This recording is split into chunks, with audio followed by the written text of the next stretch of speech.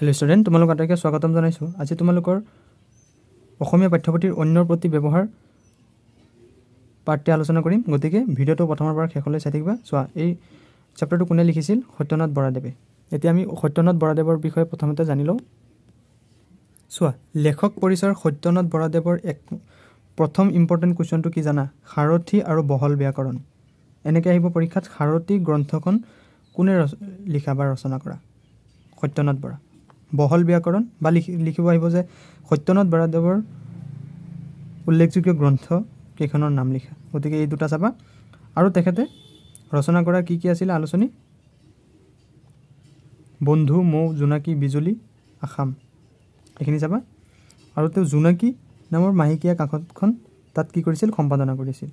আৰু সব শব্দাৰ্থখিনি ভালদৰে চাই লবা এতিয়া কোৱেশ্চনখিনি প্ৰথমৰ পৰা শেষলৈ সো এক নম্বৰ কোৱেশ্চন সাৰথি পুথিখন কাৰ ৰচনা সাৰথি পুথিখন সত্যনাথ বৰাদেৱৰ ৰচনা কি নজনাৰ নিমিত্তে বহুত মানুহে জীৱনত নানাবিধ উপদ্ৰৱ ভুগিব পায় যিবিলাক মানুহৰ সৈতে সম্বন্ধ জন্মে বা যিবিলাক মানুহৰ সৈতে সংসাৰত সমাজ পাতি থকা সেইবিলাক মানুহৰ ভিতৰত কাৰ লগত কেনেকুৱা ব্যৱহাৰ কৰিলে বা কেনেকৈ চলিলে সুখে সন্তোষে কাল নিয়াব পাৰি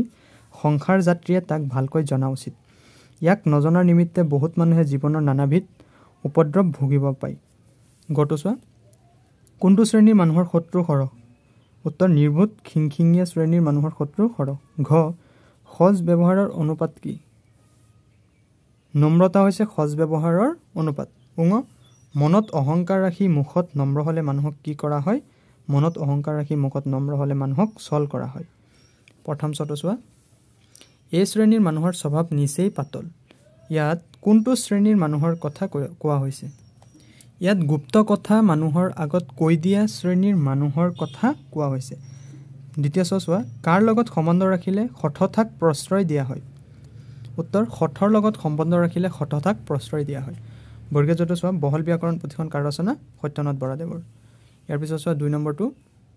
চমুকৈ বুজাই লিখা ব্যৱহাৰ প্ৰণালীক সামান্য কথা বুলি কিয় উল্লেখ কৰিব নোৱাৰি উত্তৰ যিবিলাক মানুহৰ সৈতে সম্বন্ধ জন্মে বা যিবিলাকৰ সৈতে সংসাৰত সমাজ পাতি থকা সেইবিলাক মানুহৰ ভিতৰত কাৰ লগত কেনেকুৱা ব্যৱহাৰ কৰিলে বা কেনেকৈ চলিলে সুখে সন্তোষে কাল নিয়াব পাৰি সংসাৰ যাত্ৰীয়ে তাক ভালকৈ জনা উচিত ইয়াকে নজনাৰ নিমিত্তে বহুত মানুহে জীৱনত নানাবিধ উপদ্ৰৱ ভুগিবলগীয়া হয় সজ ব্যৱহাৰ যদিও সজ চৰিত্ৰৰ গুণ তথাপিও কিন্তু চৰিত্ৰ সজ হলে ব্যৱহাৰ সজ বুলি ভবা উচিত নহয় অনেক চৰিত্ৰৱন্ত মানুহ ব্যৱহাৰৰ দুখত আনৰ হিংসা গৰিহণাৰ ভাজন হয় আকৌ অনেক কপটীয়া চালাহী মানুহো ব্যৱহাৰৰ গুণত সকলোৰে মৰম পায় এতেকে ব্যৱহাৰ প্ৰণালীক সামান্য কথা বুলি ওলাই বা ইতিকিং নকৰি মন দি শিকাই উচিত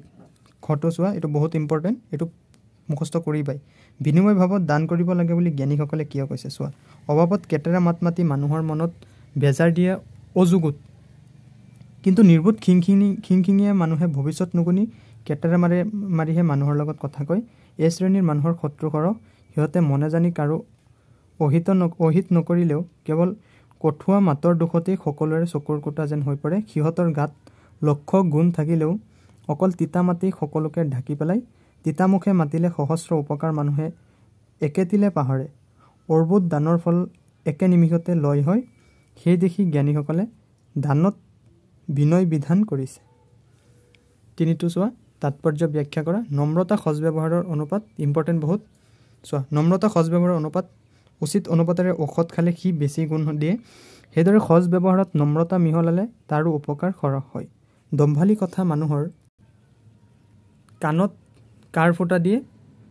সেই দেখি আনৰ লগত আলাপ আচৰণ কৰোঁতে দম্ভালি এৰি নম্ৰ হোৱা উচিত বহুতে ভাবে যে লোকৰ আগত নম্ৰ হ'লে নিজক সৰু বা লঘু কৰা হয় এই বিশ্বাস ভুল নম্ৰতা ডাঙৰ আশ্ৰয়ৰ চিন তাৰ পৰা আশ্ৰয়ৰ উচ্চতাহে প্ৰকাশ পায় নম্ৰতা এটা মনৰ গুণ মিঠা মাত তাৰ ফল মনত নম্ৰতাৰ ভাৱ থাকিলে মুখেৰে আপোনা আপুনি মিঠা মাত ওলায় মনত অহংকাৰ ৰাখি মুখে নম্ৰ হ'লে মানুহক ছল কৰা হয় তেনেকুৱা আচৰণ অনুচিত ব্যৱহাৰত মনে মুখে একে হ'বলৈ সততে চেষ্টা কৰা যুগুত ঘটো চোৱা সোণৰ জেউতি অমান্য কৰিলে নকমে সোণ এবিধ অমূল্য সম্পদ ইয়াক পিন্ধিবলৈ বহুতে ইচ্ছা কৰে কিন্তু ইয়াৰ মূল্য বেছি পোৱাৰ বাবে সকলোৰে বাবে সম্ভৱ হৈ নুঠে তাৰ বাবে যদি সোণক অমান্য কৰা হয় তথাপি ইয়াৰ উজ্জ্বলতা নকমে ইয়াৰ জেউতি একেই থাকে ইয়াৰ দ্বাৰা লেখকে ক'ব বিচাৰিছে যে মান্যৱন্ত লোক সোণৰ দৰে। কোনো কোনো মানুহে মান্যৱন্ত লোকক অমান্য কৰিলে পুৰুষালী কৰা যেন পায়। সেই দেখি চল পালে অমান্য কৰিবলৈ নেৰে। কিন্তু সিহঁতে ভাবি নাচায় যে মান্যৱন্ত কৰি তাৰ মূল্য কমাব নোৱাৰি। সোণৰ জেউতি অমান্য কৰিলে নকমে। ইয়াৰ পিছত 4 নম্বৰ কুৱেশ্যনখিনি চোৱা 4 নম্বৰ বিপৰীত লিখিব দিছে। সুখৰ বিপৰীত কি? দুখ, সন্তোষ, অসন্তোষ, সজ, অসজ, চৰিত্ৰৱন্ত, চৰিত্ৰহীন, কপটীয়া, সৰল, মিঠা, তিতা, বিনয়, উগ্ৰ, নম্ৰতা, উগ্ৰতা, লঘু, গুৰু,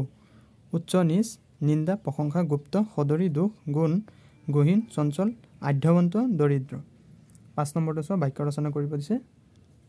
চকুৰ কুটা মানে অপ্ৰিয় শত্ৰু। চোৱা, কুটাৰ অপ্ৰিয় শত্ৰু। বাক্য ৰচনা কি হ'ব? তহঁতৰ চকুৰ কুটা দাঁতৰ শাল হৈ জীয়াই থকাতকৈ